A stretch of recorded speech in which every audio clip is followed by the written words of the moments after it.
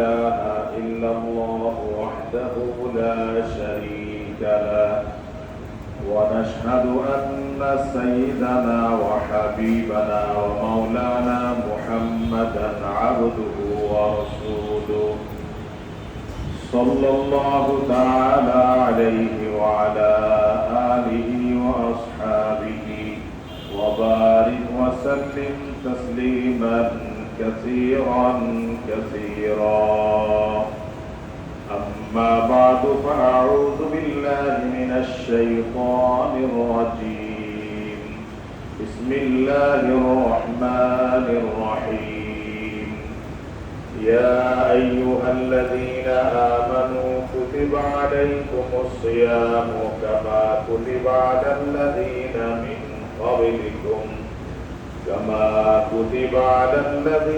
من قبلكم لعلكم تتقون. وقال الله سبحانه وتعالى: شهر رمضان الذي أنزل فيه القرآن.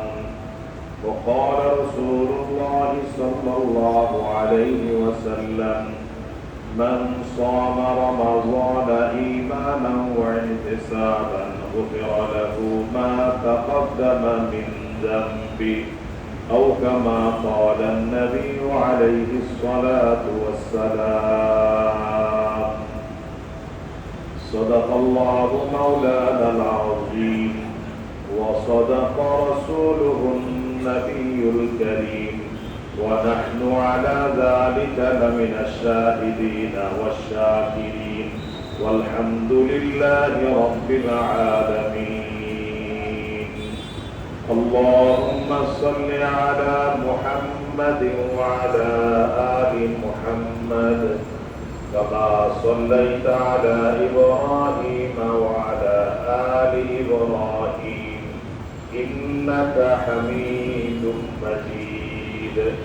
اللهم بارك على محمد وعلى آل محمد كما باركت على إبراهيم وعلى آل إبراهيم إنك حميد مجيد.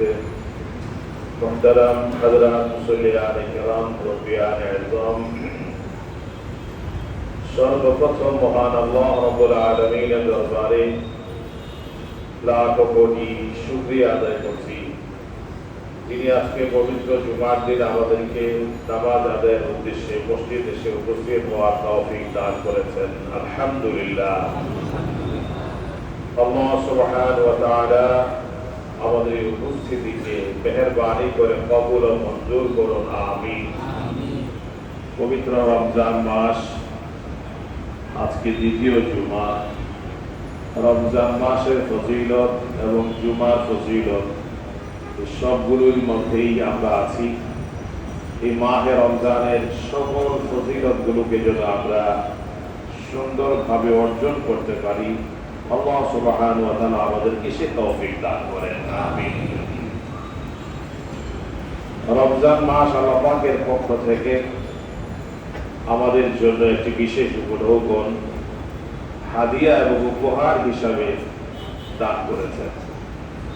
পূর্বে অন্যান্য নবী রাসূলগণের উপর বা আরো অন্যান্য উম্মতের উপরে তাদের জন্য সিয়ামের বা রোজার বিধান ছিল, কিন্তু এক একজনেরটা এক এক রকম ছিল। আমাদের সিয়ামের বিধানটা যেমন অন্যান্য নবী রাসূল বা উম্মতদের থেকে ব্যতিক্রমী, এবং এই রোজা এবং সিয়ামের ফজিলত আমাদেরকে আল্লাহ রাব্বুল আলামিন দিয়েছেন ভিন্নভাবে। সুনানে বাইহাকী শরীফের মধ্যে হযরত জাবের রাদিয়াল্লাহু তাআলা থেকে বর্ণিত হাদিস, হযরত রাসূল কারীম মুহাম্মদুর রাসূলুল্লাহ সাল্লাল্লাহু আলাইহি ওয়াসাল্লাম ইরশাদ করেন যে আমার উম্মতদেরকে আল্লাহ রাব্বুল আলামিন এই সওমের বিধানের সাথে এমন 5টি বৈশিষ্ট্য দান করেছেন যা পূর্বের আর কোন নবী রাসূল বা উম্মতদেরকে দান করা হয়নি। এক নম্বর বলছেন যে যখন রোজার মাস আসে রমজানের চাঁদ ওঠে, তো নাযারাল্লাহু ইলাইহি, আল্লাহ রাব্বুল আলামিন আমার উম্মতের দিকে বিশেষ রহমত এবং দয়ার নজর দেন, দৃষ্টি দেন। ওমান নাযারাল্লাহু ইলাইহি লা ইউআযিবুহু আবাদান। আল্লাহ পাক রব্বুল আলামিন যখন কোন বান্দার দিকে নেক দৃষ্টি দেন, তো তাকে কখনো আল্লাহ পাক শাস্তি দিবেন না। সুবহানাল্লাহ। আল্লাহ রাব্বুল আলামিনের নেক নজর অর্জন করতে পারা তো বিরাট সৌভাগ্যের ব্যাপার।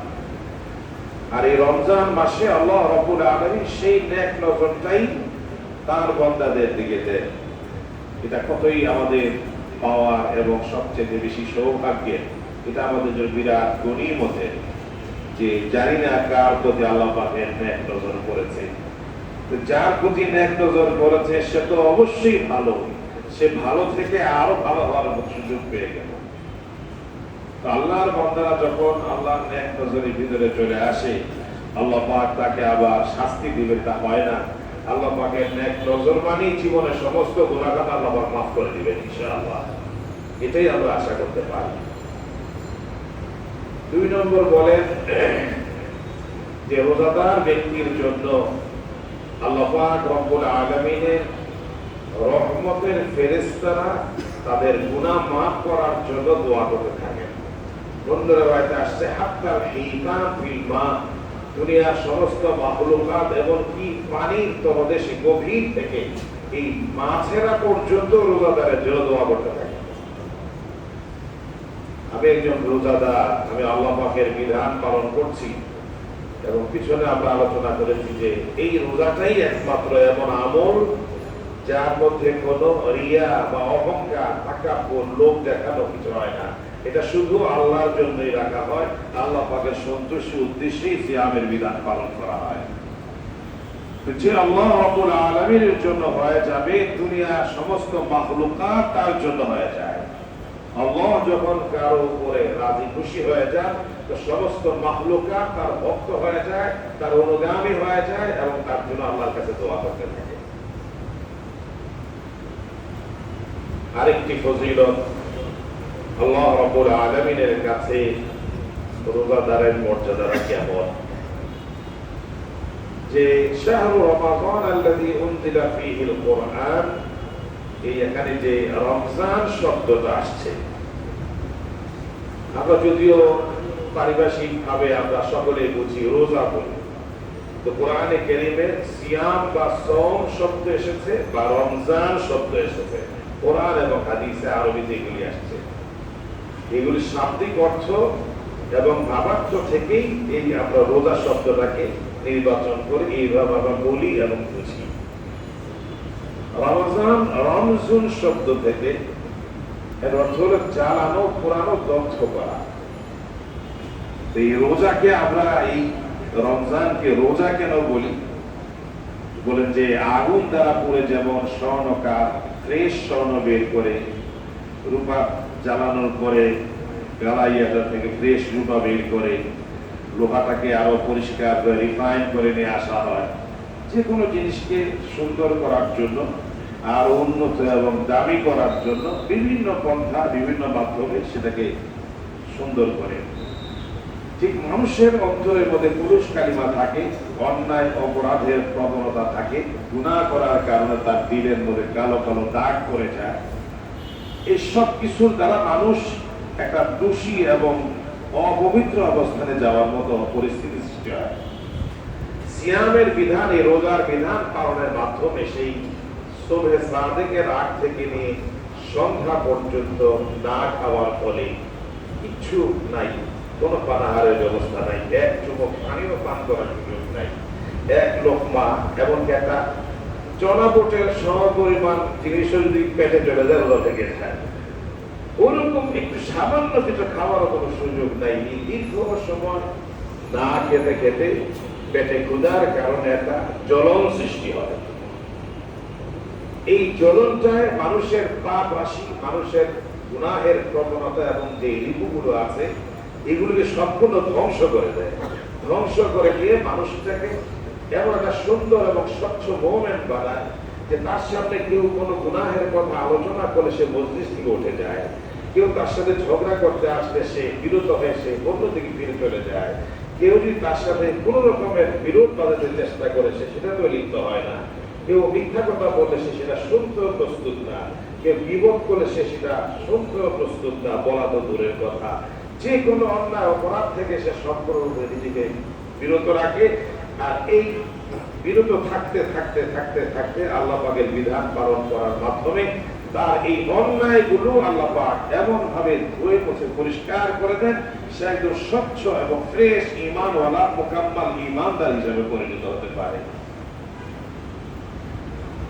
এই পেটের এই ক্ষুধার জ্বলনের কারণে মুখের মধ্যে একটা সুগন্ধি আসে, যেটা আমাদের কাছে খারাপ মনে হয়, কিন্তু রাসূল কারীম মুহাম্মদুর রাসূলুল্লাহ সাল্লাল্লাহু আলাইহি ওয়াসাল্লাম বলেন ফাখলুফু আফওয়াহিহিম হিনা ইউমসুন বা ওয়ালা খলুফু ফামিস সাইম, বিভিন্ন শব্দে ইবারত এসেছে যে রোজাদারের মুখের এই গন্ধটা এটা মানুষের কাছে দুর্গন্ধ মনে হয়, কিন্তু আল্লাহ রাব্বুল আলামিনের কাছে এটি মিশকের সুগন্ধির চাইতে অধিক বেশি পছন্দনীয়। আল্লাহ রাব্বুল আলামিন সেটাকে পছন্দ করেন। আমার বিধান পালন করতে যে রোজাদারের মুখের মধ্যে অবস্থা হয়েছে, আল্লাহ রাব্বুল আলামিনের কাছে এটা খুবই প্রিয়, খুবই পছন্দ।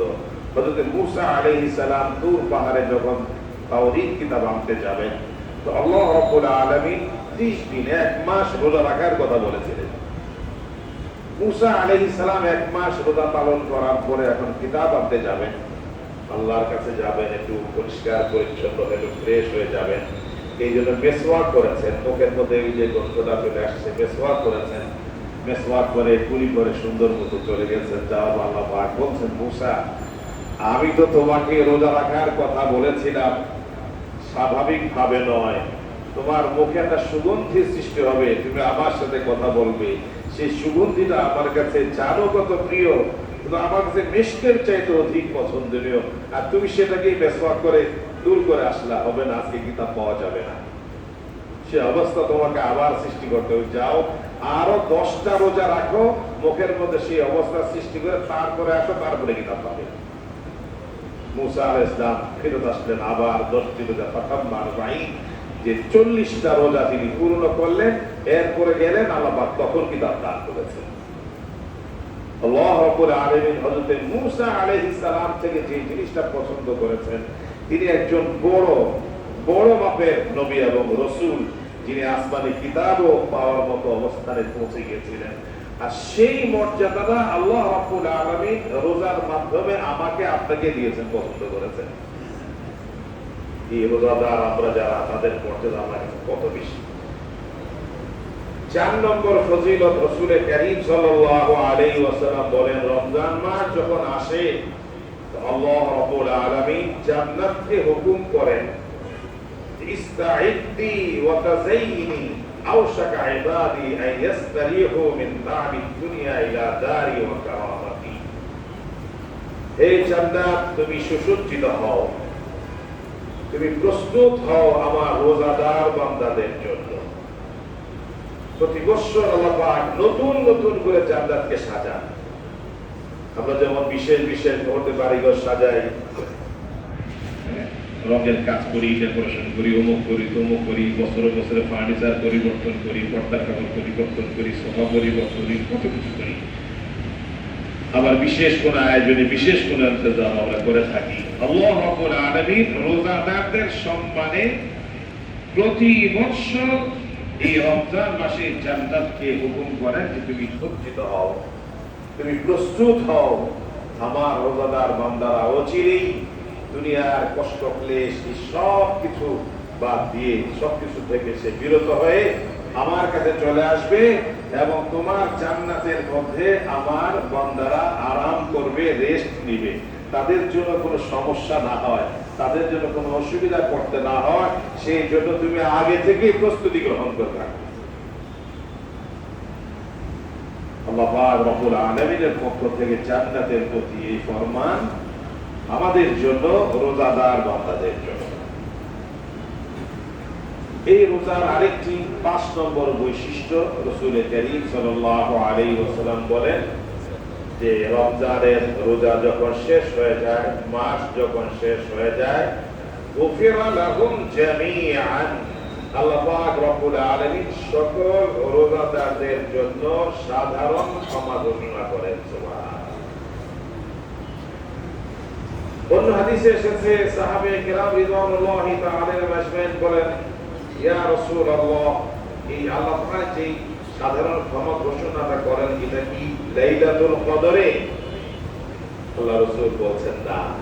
একজন লোক যদি কাজে খাটানো হয়, কাজে রাখা হয়, তাহলে তার হাজিরি, তার পারিশ্রমিক, তার বিনিময়টা কাজ শেষ করার পরেই দেওয়া হয়। আগে কেউ দিতে পারে, সেটা ভিন্ন কথা। স্বাভাবিক নিয়মে কাজ শেষ, হাজিরি দেওয়া দেয়, তার টাকা দেওয়া দেয়, পারিশ্রমিক দেওয়া দেয়, বিনিময় দেওয়া দেয়।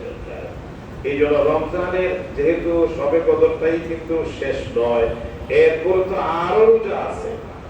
এই জন্য মাস যখন শেষ হবে, 29 হোক বা 30 হোক, যেদিনই মাস শেষ হবে তার রোজা কমপ্লিট হয়ে গেছে, আল্লাহ পাক রব্বুল আলামিন সেদিনই ক্ষমার ঘোষণা দান করেন। এবং 5টি বৈশিষ্ট্য আল্লাহ রব্বুল আলামিন আমাদের জন্য রেখেছেন, যা আর অন্য কোন পূর্বের নবী রাসূল বা উম্মতদেরকে দেননি।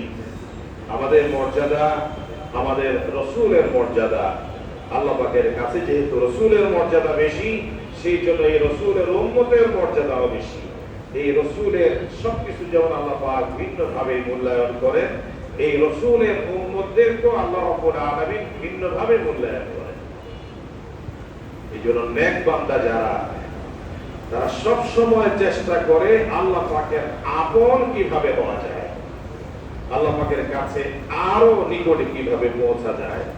আল্লাহ পাকের বিধান যত বেশি পালন করবে, সেই আল্লাহ পাকের নৈকট্য এবং সান্নিধ্য অর্জন করতে অধিক অগ্রাধিকার পাবে। এই রমজান আমাদের জন্য নিয়ামত হিসাবে আসছে। গত সপ্তাহে বলেছে আল্লাহ পাকের পক্ষে ঘোষণাই তো হয়, হে কল্যাণকামী, হে নেক আমলওয়ালা, অগ্রসর হও, আরো তুমি বাড়ো, আরো তুমি আল্লাহর কাছে এগোতে থাকো।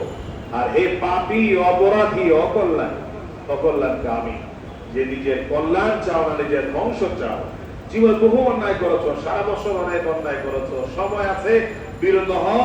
রমজানের কারণে নিজের এই গুনাহ এবং পাপাচার থেকে লিপ্ত না হয়ে তার থেকে বিরত থাকো, ফিরে আসো, নিজের জীবনটাকে পরিবর্তন করো, সংশোধন করো। কিন্তু অতি হতভাগা, দুর্ভাগা ওই সকল পাপীরা, ওই সকল পাপিষ্ঠরা যারা সারা জীবন তো অপরাধ করে করেই রমজান মাসেও বিরত হয় না, সারা বছর শয়তানের গোলামি করে, আল্লাহর নাফরমানি করে, এই মাসের এই সুবর্ণ সুযোগও সে আল্লাহর নাফরমানিতে লিপ্ত হয়, শয়তানি কাজই সে নিয়োজিত। তার জন্য যেন রমজান রহমত নিয়ে আসে নাই, মনে হয় তার জন্য রমজান গজব নিয়ে এসেছে। এই ধরনের অপরাধ মানুষে করে, যে আজ কয়দিন যাবত যে জিনিসটা নিয়ে আমরা বলতে গেলে আমরা যেন পুরা সমাজ, পুরা দেশ, সব জাতি সবাই যেন সমান অপরাধ। এই যে ছোট্ট মেয়েটা গতকালকে চলে গেল দুনিয়ার থেকে, মনে পড়লে বাকরুদ্ধ হয়ে যায়, আমি যেন অবশ হয়ে যাই, আমি কথা বলতে পারি, চলতে পারি, কি মানুষ এই ধরনের অপরাধ মানুষ করতে পারে?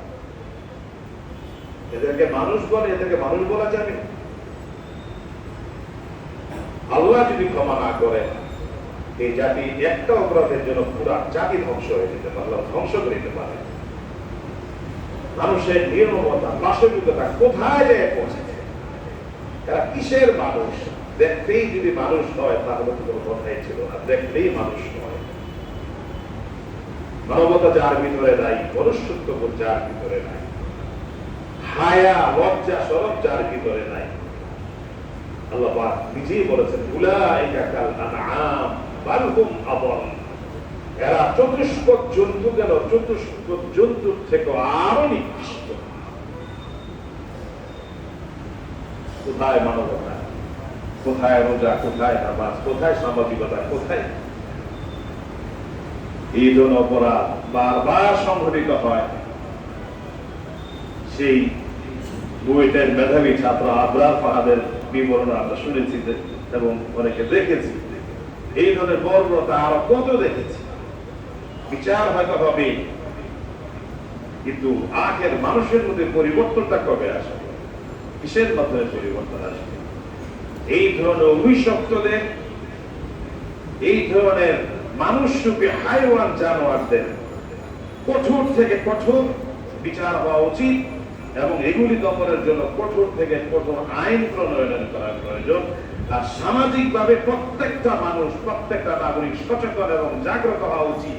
কোন এলাকায়, কোন পরিবারে, কোন সমাজে এই ধরনের অন্যায় যেন আরেকটা করতে না হয়। ধিক্কার জানাই, নিন্দা জানাই, তিরস্কারের ভাষা আমাদের দেয়। আল্লাহ পাক ওই পরিবারটাকে ধৈর্য ধারণের তৌফিক দান করেন।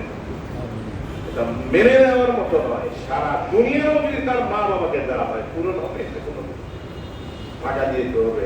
মানুষ টাকা মূল্যে বিক্রি হয়? বাজারের পণ্য বিক্রি হয়, মানুষ কোনদিন টাকার কাছে বিক্রি হতে পারে?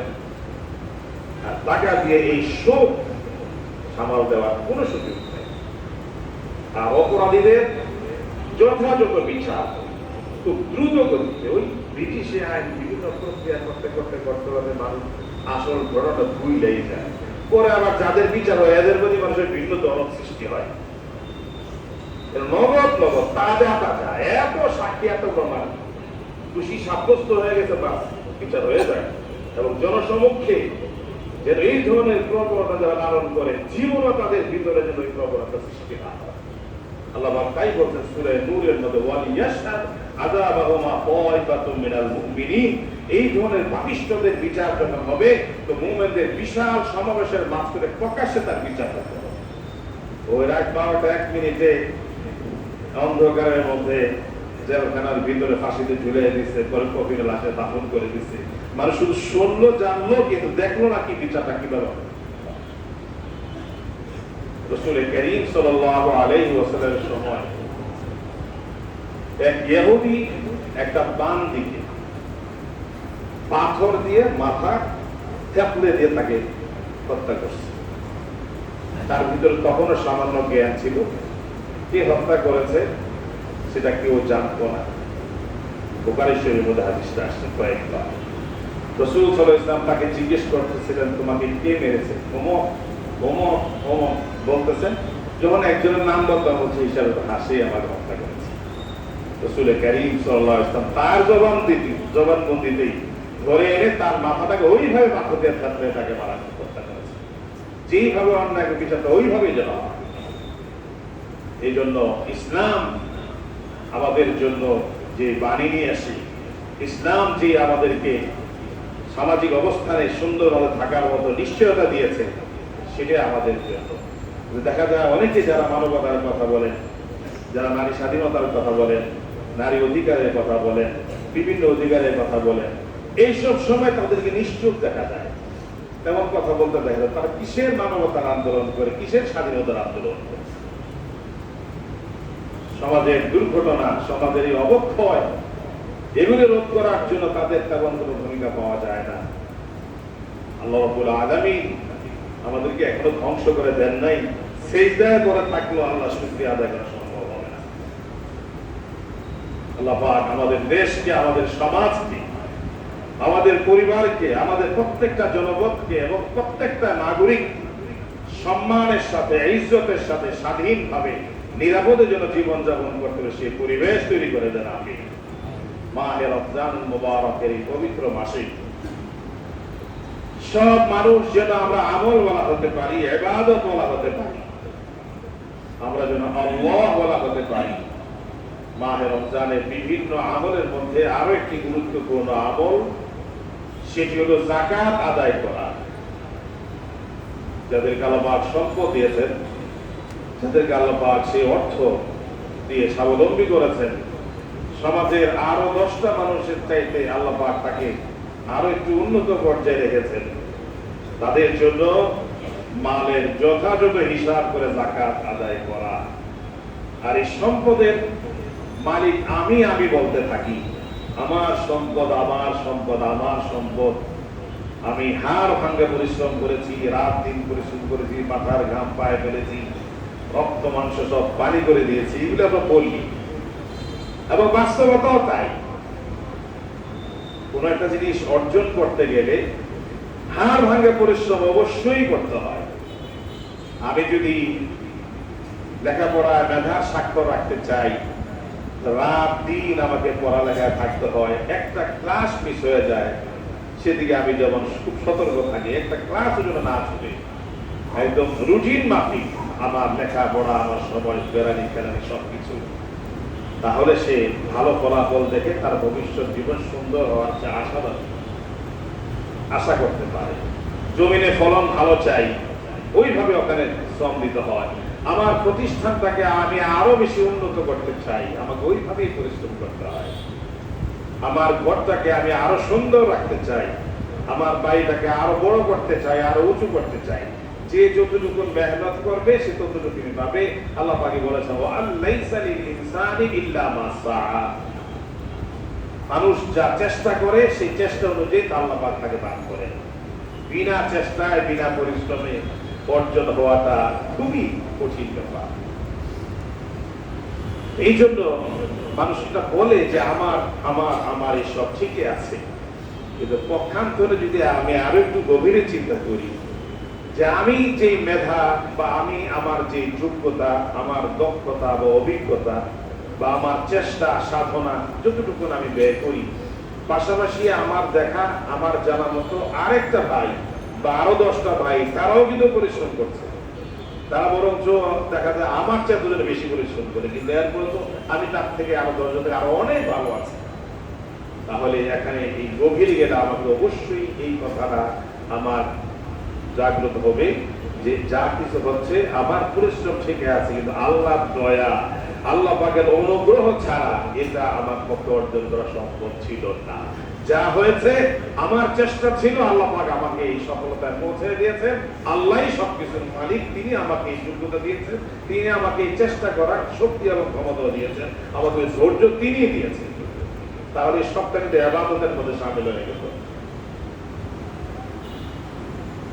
একজন সাহাবী রাদিয়াল্লাহু তাআলা আব্দুল্লাহ ইবনে শিখফির রাদিয়াল্লাহু তাআলা আনহু, তিনি বলেন যে আমি একবার রাসূল কারীম সাল্লাল্লাহু আলাইহি ওয়াসাল্লামের কাছে আসলাম।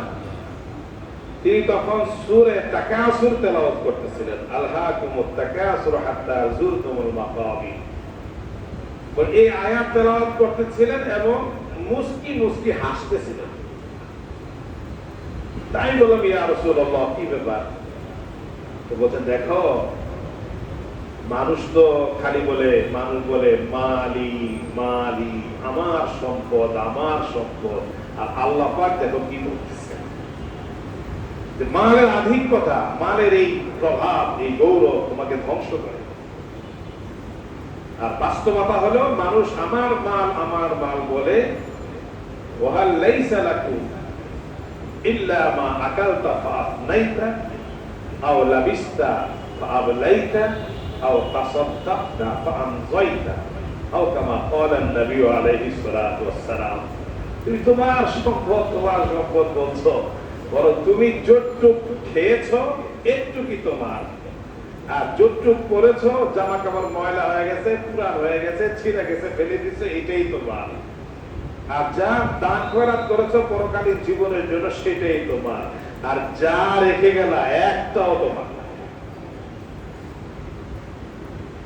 আমার জীবনে যত আমি অর্জন করি, যত উপার্জন করি, যত কামাই করি, যত জমাই, যদি পার্সেন্টেজ হিসাবে আমরা গণি, তাহলে কত পার্সেন্ট আমি ভোগ করছি আমি নিজে, কত পার্সেন্ট? আর আমার একটা মানুষের খেতে পড়তে এই 60-70 না 100 বছর যদি বাঁচি, কত টাকারই বা প্রয়োজন? কালকে দেখলাম একজন চেয়ারম্যান, আমি না বিশ্বাস করতে খুব কঠিন লাগে, আল্লাহ জানে, তার হিসাব করে তার অ্যাকাউন্টে 14,000 কোটি টাকা পাওয়া গেছে, একজন চেয়ারম্যান। আমি বলি, এটা একটা চেয়ারম্যান এত টাকা পাই, এটা ইউনিয়নের এত টাকা নাকি সুদা বিশ্বাস হয় না, এরপর যদি আল্লাহ জানে কি। এখন তো অনেক কিছু দেখা যায়, 14,000 কোটি টাকা তার টাকা জীবনে খাবে কত টাকা বলে?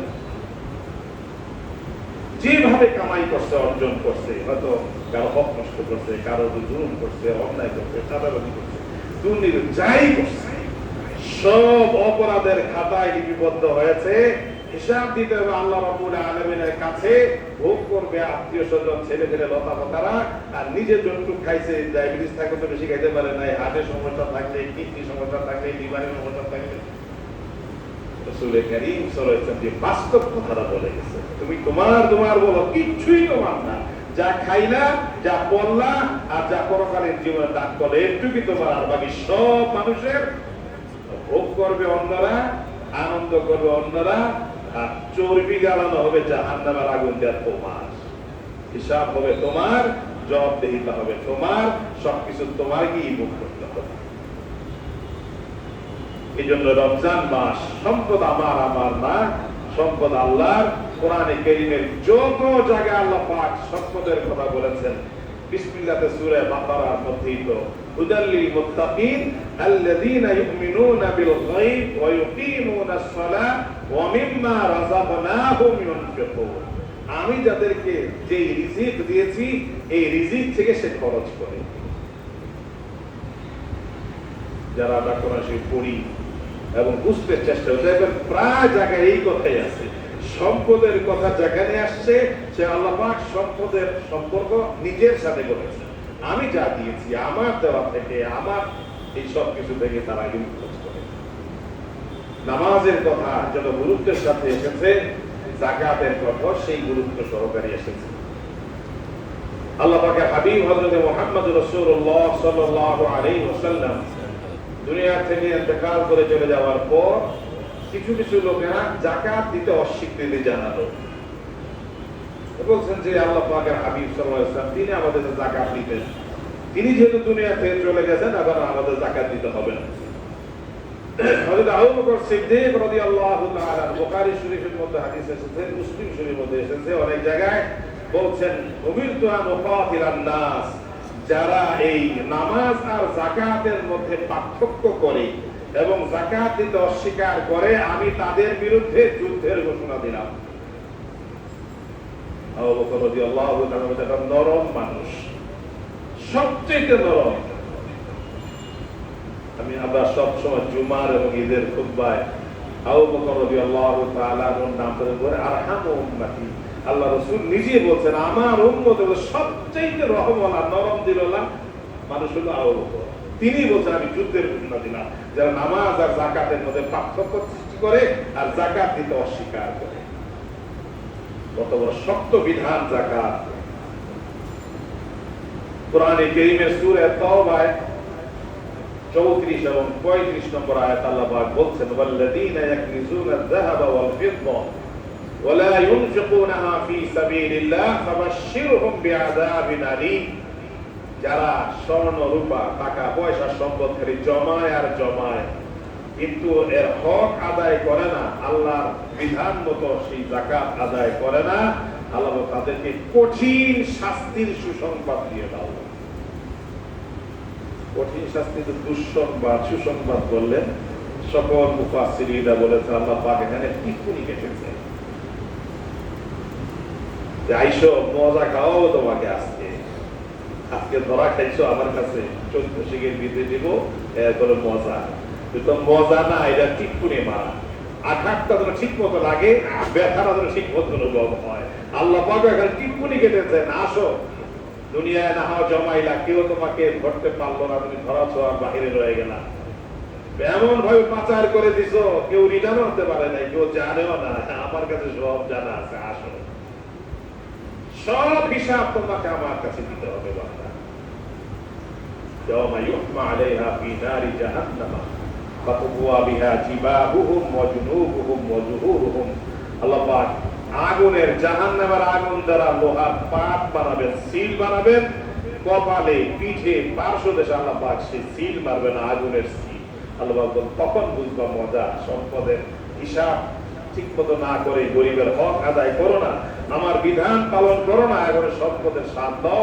হাযা মা কানাসতুম লিআনফুসিকুম ফাযুকু মা কুনতুম তাকনিজুন। সম্পদ জমানের স্বাদ গ্রহণ করা লাগে। এই জন্য এই মাহে রমজানে আমাদের গরিব, দুঃখী, অসহায়, অনাথ, বিধবা, এই ধরনের বহু অসহায় লোক আমার আপনার আশেপাশে আছে, আমার দেশে আছে। তাদের প্রতি যেন আমরা সদয় হই এবং যাকাতের পুঙ্খানুপুঙ্খ হিসাব করে এই হক যেন আমরা আদায় করতে পারি। বিভিন্ন এতিমখানায় লীলা বণিক আপনারা দিয়ে থাকেন। আমরা প্রতি বছর আবেদন করি মাহে রমজানে বিশেষভাবে 1 নম্বর মসজিদের জন্য। মসজিদে বিভিন্ন উন্নয়নমূলক কাজ চলছে এবং আরো চলবে। আপনাদের বিশেষ অনুদান সাধারণ খাত থেকে, জেনারেল ফান্ড থেকে এই দান মসজিদে যাকাত সদকা এগুলি দেওয়া যায় না। সবসময় বরাবরের মতো সবসময় দিয়ে আসছেন, এই বছরও দিবেন। এবং মসজিদ কমিটি কর্তৃক পরিচালিত তাফতিজুল কোরআন মাদ্রাসা ছাত্র সংখ্যা বৃদ্ধি পেয়েছে আলহামদুলিল্লাহ, শিক্ষক সংখ্যা বৃদ্ধি পেয়েছে। প্রচুর খরচ সারা বছর গরিবদের থাকা খাওয়া, তাদের পড়ালেখার ব্যবস্থা, তাদের পোশাক পরিচ্ছদ, এখানেও যাকাতের একটি অংশ আপনারা দিবেন। এবং ফ্রি চিকিৎসা যে ক্লিনিক এখানে প্রতি শনিবার এবং শুক্রবার 2 দিন প্রচুর রোগী আসে। 2 জন ডাক্তার বসেন, একজন পুরুষ ডাক্তার বসেন, একজন মহিলা ডাক্তারও বসেন। রোগীদের প্রাথমিক চিকিৎসা, ঔষধপত্র সহ এবং প্রয়োজনে তাদের কিছু পরীক্ষা নিরীক্ষা বা ছোটখাটো কোনো অপারেশন বা এই জাতীয় কোনো হাসপাতালের সেবার প্রয়োজন হয়, এটাও এই ফান্ড থেকেই যোগান দেওয়া হয়। সুতরাং এই ফান্ডেও আপনারা এই যাকাতে একটি অংশ দিবেন। আমাদের সুপারভাইজার মৌলানা সাইদুর রহমান সাহেব সবসময় থাকেন, জামাল সাহেব হুজুর আছেন, মোহাম্মদ সাহেব আছেন, ওরা সহযোগী হিসেবে কাজ করবেন। প্রতিদিন এশার নামাজের আগে বারান্দায় বসেন, তারাবির নামাজের পরে এখানে মেহরাবের কাছেই বসেন। এবং আপনারা যখন আসতে সুযোগ পান সেই সময় আসবেন এবং বিভিন্ন খাতের এই সহযোগী দিবেন। এবং আমরা সবসময় অনুরোধ করে থাকি, রসিদ গ্রহণ ছাড়া কেউ টাকা দিবেন না, টাকা দিয়ে সঙ্গে সঙ্গে রসিদ গ্রহণ করবেন। এই বিষয়গুলো খেয়াল রাখবো ইনশাআল্লাহ। প্রতি রমজানের মতো এই বছর আমরা যতটুকু সম্ভব আমরা এই খাতগুলো দান করবো। আল্লাহ পাক সে তৌফিক দান করেন। কিছু কথা আমাদের কাছে আসে, জুমার দিন আমরা সবাই আসি যেন বলতে হয়। আমরা যারা আগে মসজিদে আসি আলহামদুলিল্লাহ, এটা খুবই প্রশংসার দাবি রাখে। কিন্তু আসি আমলের জন্য, ইবাদতের জন্য, সেটার জন্য ইবাদতই থাকে। এই নামাজের কিছু মাকরুহ সময় আছে, মাকরুহে তাহরিমি, নিষিদ্ধ সময়। সূর্য যখন ওঠে, সূর্য যখন ডুবে এবং সূর্য যখন ঠিক বরাবর উপরে থাকে, এই সময় যে কোনো নামাজ পড়া নিষেধ। এই সময় হাদিসে নিষেধ আসছে। আমাদের মসজিদে এই 2 পাশের সামনে লাল লাইট জ্বালানো থাকে। ওই লাইট যতক্ষণ জ্বলা থাকবে তখনই আমরা মনে করবো যে এই সময় নামাজ পড়া যাবে না। এই জন্য যারা আমরা মসজিদে আগে আসি ওই সময়গুলো আমরা খেয়াল রাখবো। বাকি সুন্নত করার জন্য তো আমরা খুববার আগে সময় দেই, সেটা খেয়াল রাখবো ইনশাআল্লাহ। আবার কিছু ভাইয়েরা আছে আগে মসজিদে আসি কিন্তু আসে একটা গল্পের আসর জমায়। এটা খুবই আপত্তিকর ভাই। আমরা বারবার বলছি যে আমার কথায়, আমার চলাফেরা, আমার ওঠা বসায় আরেকজন মুসল্লি, আরেকজন আমলওয়ালা, আরেকজন আল্লাহর বান্দার কোনো অসুবিধা হয়, সেটা যেন আমি তার কারণ না হই। তাহলে সওয়াবের জায়গায় আমি গুনাহ কামাই করে গেলাম। এই জন্য আমার কথা, ওঠা বসা, চাল চলন, মোবাইল ফোন, এই সব কিছু আমরা অবশ্যই খেয়াল রাখবো, সংযত থাকবো। আরেকজন মুসল্লি এবং মসজিদের আদব নষ্ট হয় সেটা আমরা খুব যত্ন সহকারে খেয়াল রাখবো ইনশাআল্লাহ। আরেকটি কথা, যে জায়নামাজ রেখে জায়গা আগের থেকেই দখল কিনে নেওয়া, এটা আমরা অনেকেই আগ্রহটা ভালো, আগে মসজিদে বসা, আগ কাতারে থাকা, কিন্তু এর জন্য কষ্ট করতে হবে। যে আমি জায়নামাজ রেখে চলে গেলাম, জায়গা দখল হয়ে গেল, আরেকজন আসতে পারলেন না। এটা মসজিদের নিয়ম হলো, যিনি যখন আসবেন এবং যেখানে জায়গা পাবেন স্বাধীন, তিনি সেখানেই বসতে পারবেন। জায়গা কারোর জন্য বরাদ্দ নেই, কোন নির্ধারিত জায়গা কারোর জন্য নাই, এবং এইভাবে দখল দেওয়ার সিস্টেম শরীয়ত সমর্থন করে না। এবং যত জায়গায়, যত বেশি জায়গায় আমি নামাজ পড়বো, একটু সময় চলে যেতেছে, আমি সময় নেবো, যেহেতু দুপুরে খাওয়া দাওয়ার রাস্তা নাই, জরুরি কথাগুলি বলতে হয়। যে আব্দুল্লাহ ইবনে ওমর রাদিয়াল্লাহু তাআলা, তিনি নামাজ এক এক দিন এক এক জায়গায় নামাজ পড়তেন এবং নৈরা চলে এখানে কিছু নামাজ, ওখানে কিছু নামাজ, এইভাবে পড়তেন। তোনাকে জিজ্ঞেস করা হলো যে আপনি এইভাবে নামাজ পড়েন বা আমল করেন কেন? তো বলছেন যে রাসূল সাল্লাল্লাহু আলাইহি ওয়াসাল্লাম বলেছেন যে দুনিয়ার মধ্যে যত জায়গায় বান্দা সিজদা করবে, যত জায়গায় নামাজ পড়বে, ওই সব জায়গাগুলি হাসরের মাঠে তার পক্ষে সাক্ষী হবে। এজন্য আমি চাই আমার সাক্ষীর পরিমাণ যত বেশি হয়। এই জন্য বিভিন্ন জায়গায় আমি নামাজ পড়ি, এক এক সময় এক এক নামাজ এক এক জায়গায় পড়ি। আমার ওই হাদিসের প্রতি বিশ্বাস হাসরের মাঝে আল্লাহর সামনে যখন সবগুলি জায়গা আমার সাক্ষী দেবে, আমার মতো ইবনে ওমর সেজদা দিছিল, আমার মতো ইবনে ওমর সেজদা দিছিল, আমার জায়গায় ইবনে ওমর দাঁড়াইছিল, এই জন্য আমি এই জন্য এগুলো আমরা খেয়াল রাখবো ইনশাআল্লাহ। পরে এসে পিছন থেকে সামনের দিকে না আসার ব্যাপারটা আলহামদুলিল্লাহ আমাদের পরিবার অনেক সুন্দর হয়ে গেছে, পরিবেশ অনেক সুন্দর। যখন কোনো নতুন মুসল্লি আসেন আমাদের এখানে এসে পরিবেশটা দেখেন, অন্তত অনেকের কাছে বলেন, কেউ কেউ আছে আমার কাছেও বলে যান মাশাআল্লাহ খুব সুন্দর লাগলো এখানকার ডিসিপ্লিনটা, যে সুন্দর মুসল্লিদের যে অবস্থানটা এবং পরিবেশটা খুবই ভালো লাগছে। বলে এক ওয়াক্ত নামাজ পড়লে আগে আরেক ওয়াক্ত নামাজ এখানে এসে পড়তে মন চায়, এবং কেউ বলেন যে এখানে 2 রাকাত নামাজ পড়লে আরো 2 রাকাত নামাজ পড়তে মন চায়। আমাকে কোন জায়গায় মসজিদে গিয়ে বলছে যে হুজুর এই মসজিদটা মাশাআল্লাহ এত সুন্দর, 2 রাকাত নামাজ পড়লে আরো 2 রাকাত নামাজ পড়তে মন চায়। আলহামদুলিল্লাহ, দোয়া করে আল্লাহ কবুল করুন। এই বিষয়গুলি আমরা অবশ্যই খেয়াল রাখবো ইনশাআল্লাহ। আরো সুন্দর হই, আরো ভালো হই, আমাদের ঈমান আমল আরো ভালো হয়, আরো মজবুত হয়, আমাদের অবস্থান আল্লাহর কাছে আরো মজবুত হয়, দৃঢ় হয়, আমরা একজন কামেল মুমিন হয়ে আল্লাহ পাকের প্রিয় বান্দা হয়ে আল্লাহর সামনে হাজির হতে পারি। আল্লাহ সুবহানাহু ওয়া তাআলা আমাদের সকলকে কবুল এবং মঞ্জুর করুন। কথা ভুল ত্রুটি থাকলে, কেউ মনে কষ্ট পেয়ে থাকলে মেহেরবানি করে মাফ করে দিবেন। সকলের সুন্দরের জন্য, ভালোর জন্য কথা বলতে হয়েছে। আমরা একটু কাঁথা সোজা করে নিই এবং ভিতরের জায়গাগুলো আমরা পূর্ণ করে নিই।